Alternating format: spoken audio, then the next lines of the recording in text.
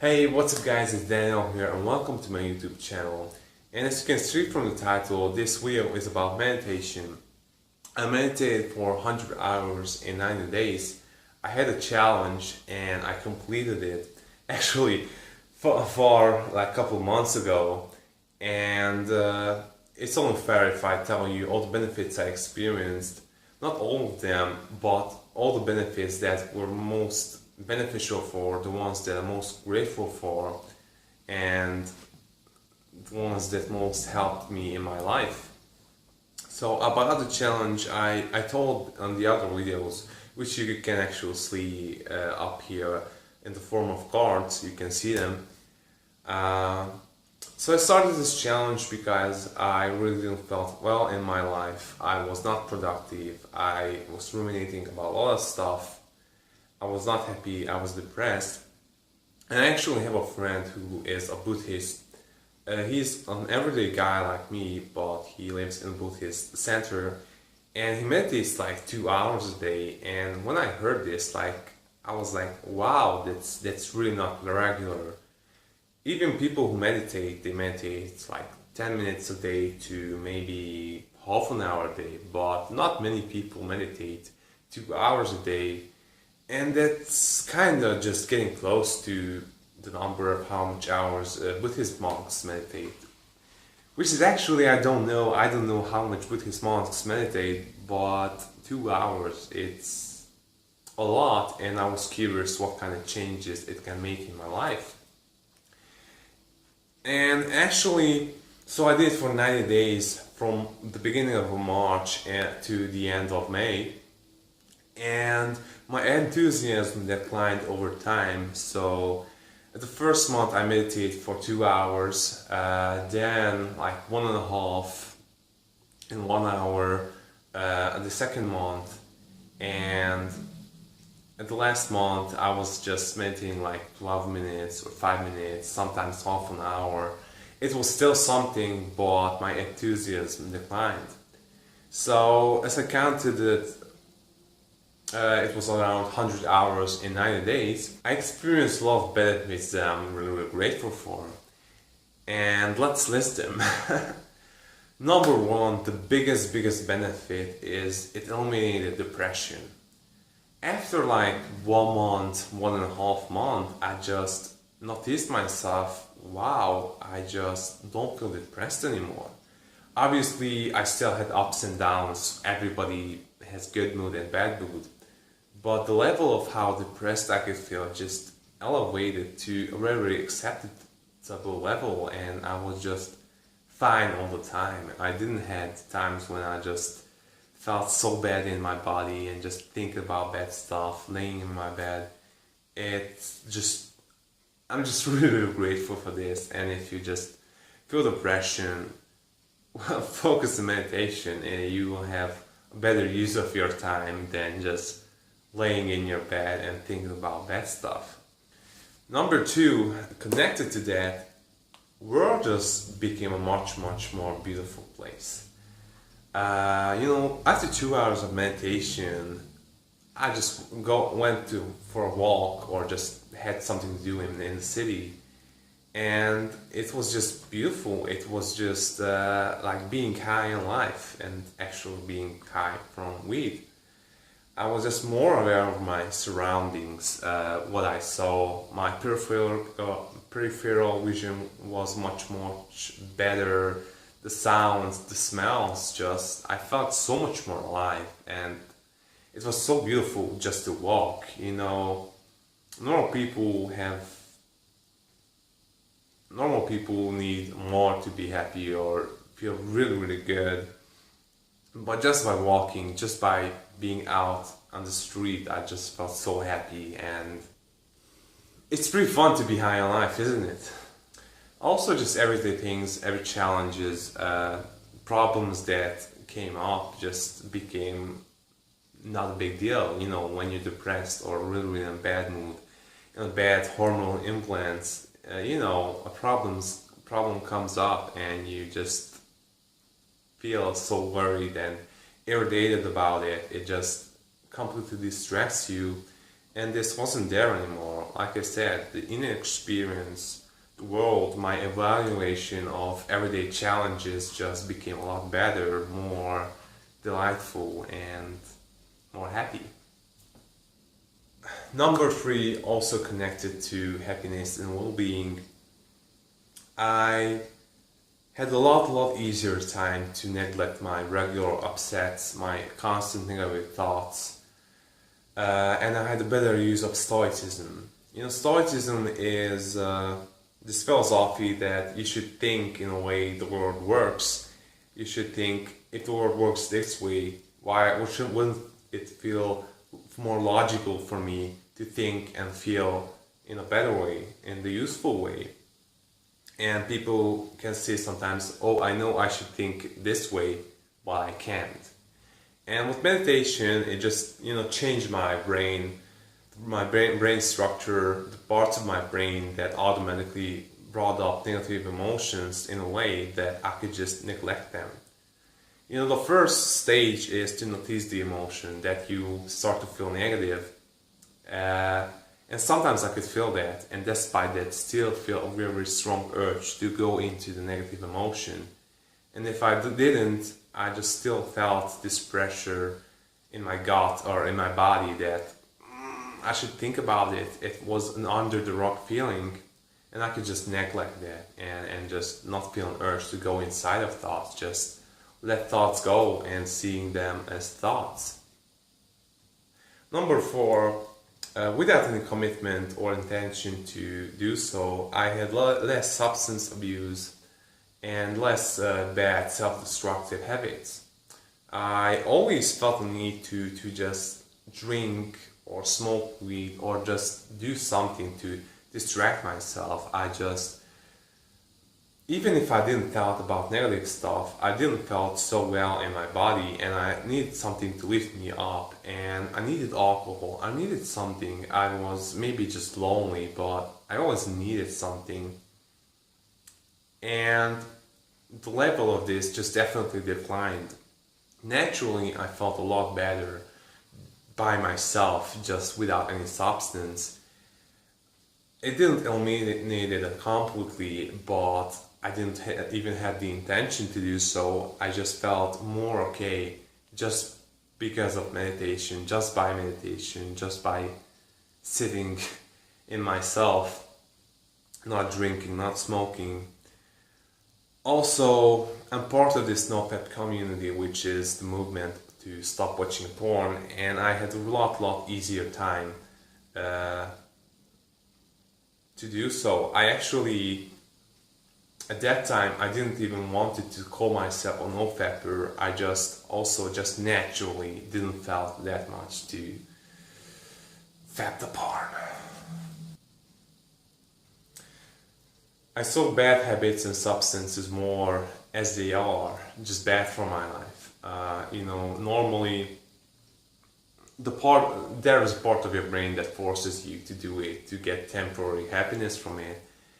And through meditation, I saw it much more clearly that, hey, this is just temporary, and because of it, it's bad for my life. I can just get out of it. I don't need it that much. I just kind of separated myself from cravings for alcohol, other substances, or bad habits. Number 5 that I'm really grateful for is a lot better sleep, and because of that, obviously better mood and better productivity throughout the day. So, because of all these substance abuses, like drinking and falling asleep because of it, if you ever read an article about drinking, it affects the sleeping cycle. It kind of wakes you up earlier. So it's really bad for your sleep and rest. But, stopping substances also didn't give an easy time. Because of that, I had a harder time to fall asleep. And I also always had a hard time to fall asleep the past couple of years. Because my thoughts were racing, I was thinking about my upsets, and obviously this prevents me to fall asleep. And because of meditation just clears my mind, and my mind learns to just be still and not be distracted by thoughts, I had an easier time to just enjoy laying in bed, resting my head on the pillow, feeling the warmth of the blanket, and I could just fall asleep a lot easier like a baby. And because I was less stressed and less alerted by negative thoughts, my sleeping quality was a lot more better. So I'm really grateful for that, because if you think about it, sleeping is one of the most important things for health and a happy life. Number 6, the speed of the information processing just really got much faster. Like I said, I felt more alive, more aware of my surroundings, the smells, what I hear, that it really gave me an enjoyable time to be alive, and it really gave me a mental clarity, less brain fog. I could just make decisions easier. I could just think in maybe multiple levels and have a faster decisions. I remember I was at the store and I was thinking about what should I buy next, where should we go, and I could just make these decisions in multiple levels of thinking. It felt so good to have a sharp mind and not have this brain fog. Also, by information processing, I also mean that I also was a big fan of the speed reading, that you can read a lot faster. Instead of reading word by word, you can read a whole line or multiple lines or even a whole paragraph, and I was able to do that. It was wonderful. And reading a whole paragraph together and processing it, you have a more complex insight of what the book is trying to tell you. So it was really good. And reading not just self-help books, but books that make you go forward in life and have a better information processing about it. It's just a wonderful thing for your well-being. So number 7, I literally had a gap, a little stop between automatic habits and actually being engaged with them and doing them. Just an automatic thought or behavior process just came up, and I had a second time to just think, do I really want to do this, or do I need to do this? And this is actually the wonderful thing about meditation. A lot of people think that you have to be in the present moment all the time. Before you were thinking and feeling that you need to think, now you have to be in the present moment all the time. And obviously we have this worry that if I'm in the present moment all the time, I don't learn from my past mistakes and don't have plan and safety for the future. But this is actually not the case. Those are needed. You just learn to have the choice of which thought you engage in, or if you choose to enjoy the present moment. For example, I was on a Formula 1 race, and I wanted to be there fully 100% instead of thinking about future plans at that time. And I had the choice to do so. We usually engage in thinking because we think that it's necessary for us. We engage in past upsets that harms our emotional well-being because we think we need it. But with meditation we can learn that, hey, it's bullshit, you can't change the past, and because of that it's not useful to think about it. So you just literally have the choice to think about the present moment or have a better use of your mind and presence at that time. Number 8, because of this gap, I had a lot better productivity and better use of my time, especially being online. The internet changes the brain in a bad way because there are a lot of things and a lot of pop-up windows, a lot of distractions, a lot of things to see on the screen.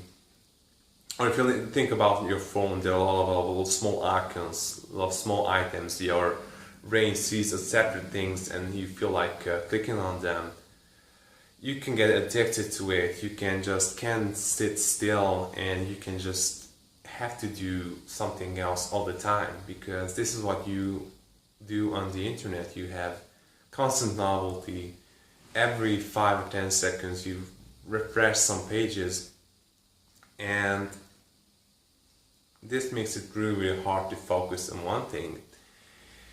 And I had a lot easier time to focus on one thing, focus on what the internet, what is important, and not get distracted. On YouTube, on social media, on Facebook, these sites are actually free, and they are built up in a way that you spend more and more time on them, so you click on more and more ads. And this is why YouTube has monitors that what you see, and suggests similar videos that might interest you. It suggests related videos, and I all the time just felt like clicking on them and get distracted and wasting time with videos that are interesting and everything, but I have a lot better use of my time, and this saves a lot of time and makes me more productive, and at the end of the day I will have more money because of this. And obviously I feel more happier if I do the right stuff, not waste my time and literally procrastinate on social media, on YouTube, and watch videos and stuff that I don't necessarily need to. And the bonus, for me, I love driving, and driving became a much more enjoyable, much better, and much safer. If you think about it, when you drive, you operate in a vehicle that travels 100 kilometers per hour, and it's really not safe if you get lost in your thoughts during that. You can, react if something gets in front of you, but with meditation and being fully aware of the present moment, that's a lot safer. Your reaction times gets faster, and the whole thing becomes a lot safer, which can save your life actually. So these were the biggest benefits of my meditation challenge. These are the things that helped me most. And the truth is that I did this meditation challenge with an application and with a tool. I will introduce it for you in another video, but this meditation application just counted the days and counted how many days I constantly meditated, and because of this I completed the 90-day challenge. But after that I went back to day 0, I stopped, and I didn't meditate it for a while, or I just meditated once a week or once every 2 weeks, and it really gave a negative effect. After like 1 or 2 months, depression and bad stuff in my life came back, and I could see that it really gave one very positive effect in my life. But 100 hours of meditation, it still doesn't give permanent results. Like you do it and your life permanently changes and you don't need to meditate anymore. It's really like working out, looking awesome, but if you start to eat junk food again, you go back to a bad body shape. But still, like, it took 1 month to get out of depression and 1 or 2 months to get back. So it's almost lasting, and it takes time for your brain to change. And for this reason, I decided that I will dedicate for this lifestyle for the next couple of years. And I will meditate every single day. Obviously, there will be days that I skip, but I will meditate almost every day a lot. From this 90-day challenge, I realized that to dedicate myself for 2 hours a day, it's really hard and not necessarily realistic. So I decided to stick at 1 hour a day, and I really try to push my limits. When I started that 90-day challenge, I was curious, what if I would meditate like a Buddhist monk? So I was actually planning to meditate like 5 hours a day, which was actually ridiculous and not realistic. partly because I don't necessarily have the time for it, and partly because I don't have the commitment for it. But meditating 1 hour a day for multiple years is absolutely doable, and I just want to be just my friend and enjoy the long-term benefits of meditation. Maybe I said it that I realized that the world I experience is only in my head, and if I always remember this, I can change this world for the better. I can always reevaluate what is safe for me to believe, what is good for me, and literally just change the world and the way I feel. I can just go out from bad mood easily because I notice it will be more fun to be happy.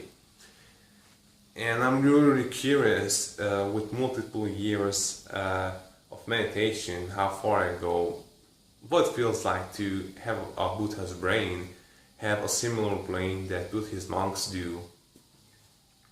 I really do believe that it changes my life in long term in a better, just like I saw that this 90-day challenge was actually really beneficial for me. But yeah, just like fitness and working out is for life, I decided meditation is for life. And despite my channel is kind of personal, so I feel like posting whatever I feel like, there will be a lot of videos about meditation, consciousness, and the benefits of meditation and being fully aware of what's happening in your mind. So if you're interested in this topic, please subscribe to my channel, because you will see a lot of videos that will benefit you. And this is the end of the video. If you watched it that far, thanks for watching, and please take time to binge watch my other videos. And I wish you a beautiful day, and I really hope I motivated you to start to meditate.